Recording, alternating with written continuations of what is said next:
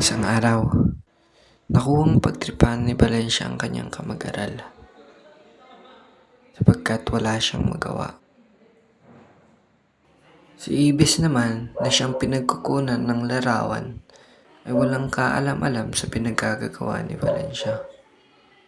Nalaman niya ito nang makita niya ito sa GC ng kanilang paaralan. Dito'y pinagtatatawanan siya at pinagsasasabihang pangit. At nang agad niya itong malaman ay pumunta siya sa kanyang kuya at do'y sinumbong ang pangyayari.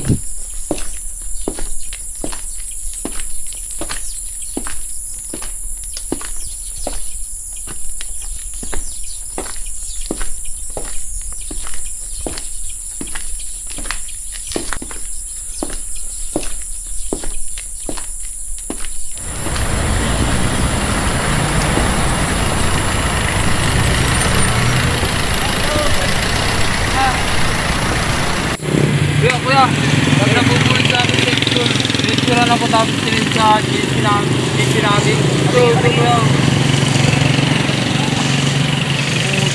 Bawal yan sa mga lahi natin gwapo. Tara kuya, Susumbong natin yan kay Principal Saijin. Halika dun sa office.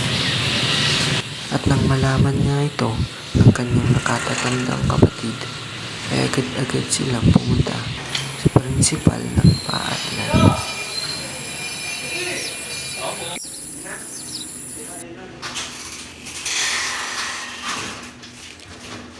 Ano pong may tutulong ko sa inyo? May nais na po akong isumbong sa inyo sa pamumuli sa aking nakabatang kapatid, Wawi. Magsipo na po na kayo. Ano pong nangyari? Anong kwenta mo nga? Nasaroon po kami, pinitsuran ako ng kaklase ko na ano, tapos sinend niya sa GC. Tapos, ang sama na ang nag-comment yung mga ano, na binubuli ako.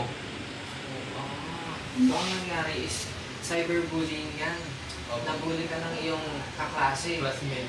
So, maaari mo bang pangalanan kung sino ang classmate nito? Si Ronnie Valencia. So, sige. Maaari kong patawagin dito si Ronnie Valencia at mamaya din ay kakausapin namin. So, ngayon din, kuya, alalayan mo ang iyong kapatid at umuwi muna kayo. At sige, at tatawagan na lang namin kayo. Sige po, sige. Salamat po. Maraming salamat.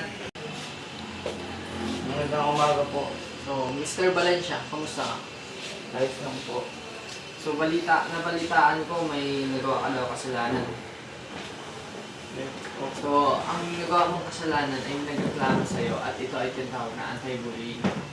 Aware ka ba sa nagawa mong kasalanan na yun? Dito ay maaari kang mapaalis sa school kapag inulit mo pa ito. Kaya huwag mo nang ulitin na.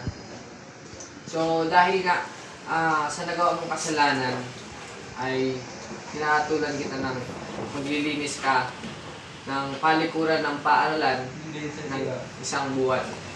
So, sa susunod na uulitin mo ito ay maaari na kitang paalisin sa paaralan. Kaya huwag mo nang ulitin yun na. Yes po. Sige, okay na. Maaari ka nang bumalik sa iyong klase. Salamat po.